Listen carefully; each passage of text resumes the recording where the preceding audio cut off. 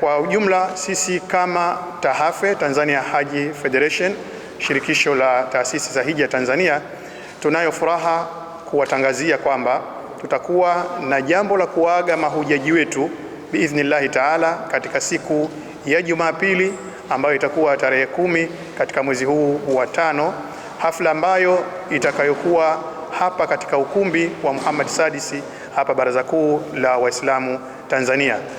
Jambo hili tunalifanya tukishirikiana na ofisi ya Mufti. Kwa maana hiyo tunatarajia jambo letu hili litakuwa limesharifishwa au limekuwa linabebwa zaidi na Mufti wa Tanzania Al-Allama Sheikh Dr. Abubakar bin Zubair bin Ali, na tunamtarajia kwa asilimia kubwa ndiye ambaye atakayekuwa mgeni wa kuja kuongoza jambo zima hili la kuaga mahujaji. Mahujaji wetu tunatarajia wataanza kuondoka kuanzia tarehe 12. Wapo wachache tu ambao walipata kuondoka mapema, lakini wengi, taasisi nyingi zinaanza kuondoka kuanzia tarehe 12 mpaka kwenye tarehe 25. Kwa hiyo tunawaomba wote mahujaji, lakini wadau wa hija, mashekhe, viongozi, waumini wote waweze kuhudhuria kwa pamoja, waungane na taasisi hizi za hija na shirikisho hili kuweza kuwaaga. Mengi ambayo yatakayokuwa kuja kuzungumzwa ni namna gani ya kuweza kuwa na nidhamu katika utekelezaji wa ibada, lakini pia namna ya kuchunga afya na namna ya kuwa na usimamizi mzuri wa ibada hii, ili watu wanaokwenda waende kwa salama, waweze kutekeleza ibada zao vizuri na warudi wakiwa wamefanikiwa kufutiwa madhambi na kurudi kwa amani. Lakini lingine pia tunatarajia mahujaji hao ambao watakaoondoka wanakwenda katika viwanja ambavyo ni viwanja bora kabisa, viwanja ambao tunatarajia kwamba dua na milio yote kwa Mwenyezi Mungu Subhanahu wa Ta'ala itakuwa inasikika na kukubalika.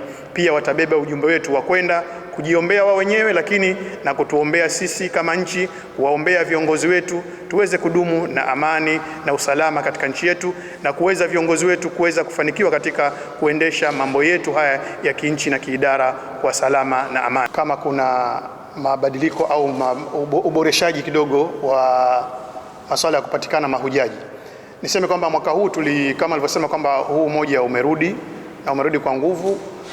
Moja ya kazi kubwa ambayo ilifanya huu moja ni kuandaa makongamano. Kwa hiyo yaliandaliwa makongamano ambayo yalikuwa kujaribu kufanya tawia au kutoa awareness, kuwapa watu awareness ya mambo ya hija na namna gani hija zinafanyika, muda gani wanatakiwa uwe tayari. Kwa hiyo ule utoaji elimu uliongezeka, na uliongezeka kimfumo, kwa maana sio ule utoaji elimu ambao ulikuwa sio ambao hauna system, yani uliandaliwa, kwa maana kwamba sio sisi tu lakini hata wenzetu kutoka katika kanda nyingine, kwa maana walijaribu kuweka makongamano pia haya hija katika miji ya Mwanza, miji ya Kigoma pamoja na Bukoba, na sisi pia tulishirikiana nao. Lakini kama TAHAFE tulifanya hivyo, lakini na taasisi moja kama taasisi zilikuwa nyingi zimetoka kwenda katika mikoa tofauti kufanya hiyo, kujaribu kuwaelimisha watu. Kwa hiyo swala la awareness lilikuwa kubwa sana kwa mwaka huu na watu waliitikia alhamdulillah.